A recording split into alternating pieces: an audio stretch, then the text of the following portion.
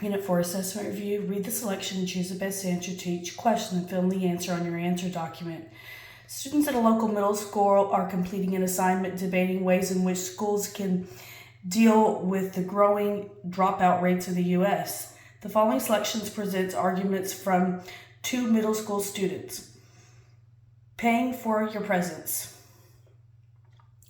Dr. Robert Balfons, a researcher at Johns Hopkins University, suggests that early identification of students at risk dropping out can help them on the path to graduation. He suggests that by tracking and improving attendance, schools can lessen the causes that lead to school dropout rates.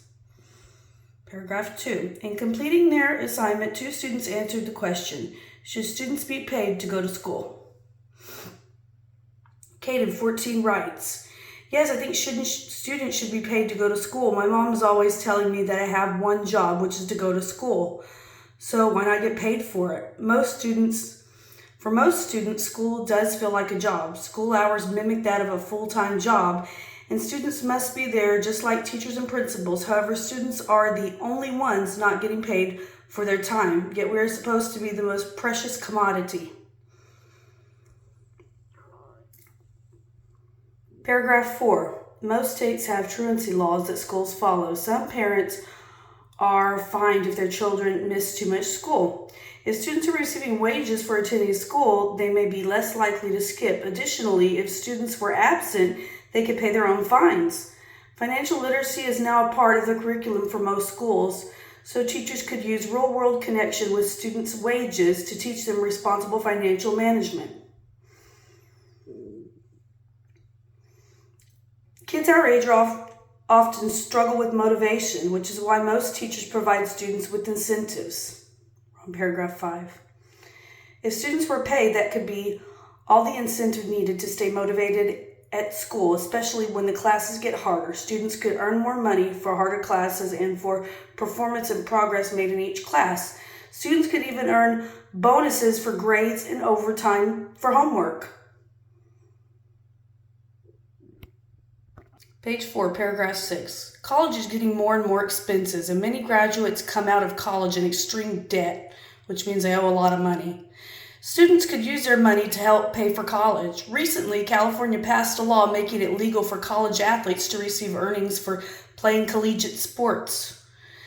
If colleges can see the benefits in paying students, then it is only fair to consider paying all students, no matter the grade level.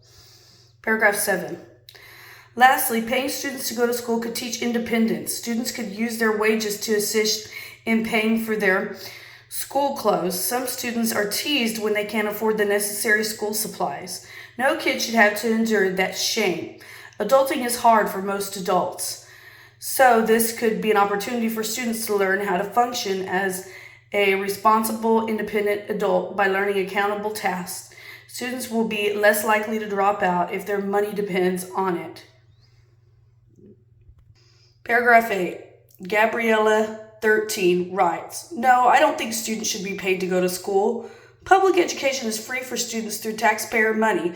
So why would students need to be paid for a free service? Also, this taxpayer money pays for the teachers and school staff to run the school. There is no money left over for students. While students are at school for several hours, they are not putting in the same amount of hours as their teachers and principals, many of whom are getting paid for all of the overtime they work aren't getting paid for all of the overtime they work either.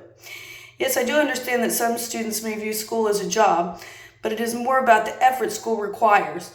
What happens if students decide to quit their job? How does that help the dropout rate? That would mean the students were paid for a job that they didn't complete. Paragraph 9. Paying students to go to school wouldn't solve the problem with absences. If that was the case, truancy would no longer be an issue once parents were fined. Most students who repeatedly miss school are dealing with other issues that aren't so easily solved with money. Paragraph 10. Some students just don't like school, so paying them to attend wouldn't help them appreciate the learning and relationships formed in school. How do you put a price on motivation?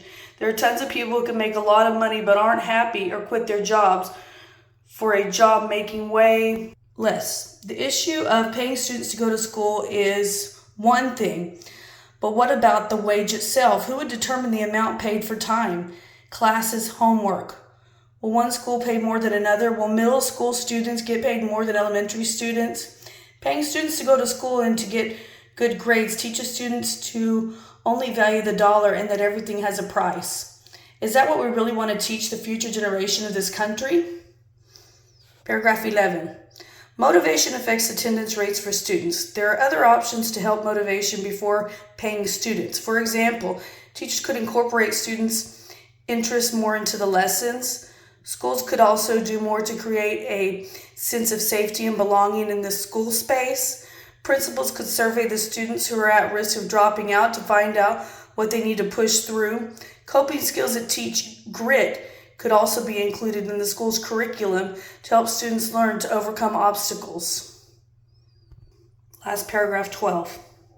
Lastly, students can learn independence through school without having to pay them to do it.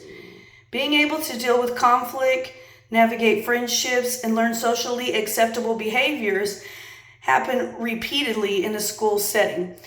If paying me to go to school is supposed to teach me to be an adult, I'd rather enjoy my childhood as long as possible while it's free to do so. Number 1, why does Caden mention the law that passed in California in paragraph 6?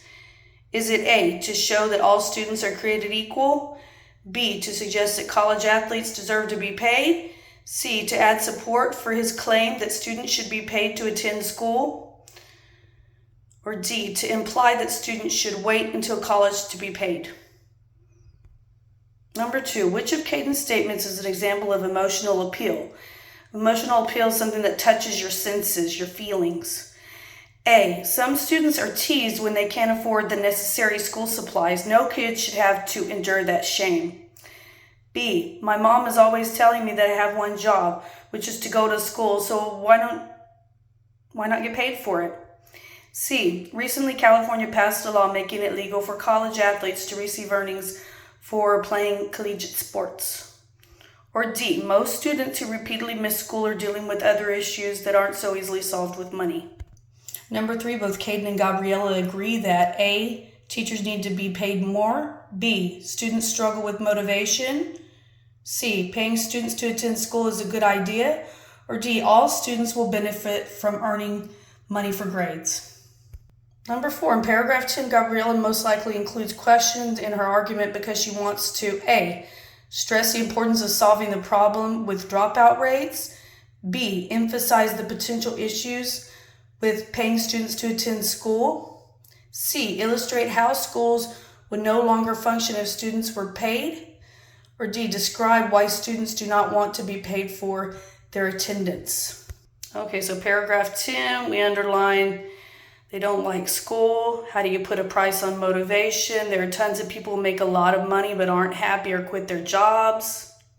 Number 5, in paragraph 3, the word commodity means, so paragraph 3, however, the students are the only ones not getting paid for their time, yet we are supposed to be the most precious commodity.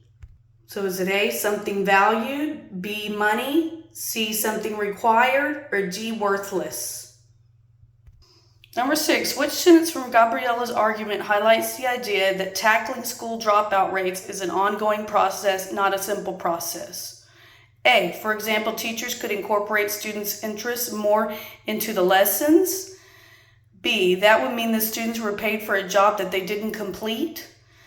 C, lastly, students can learn independence through school without having to pay them to do it. Or D, most students who repeatedly miss school are dealing with other issues that aren't so easily solved with money.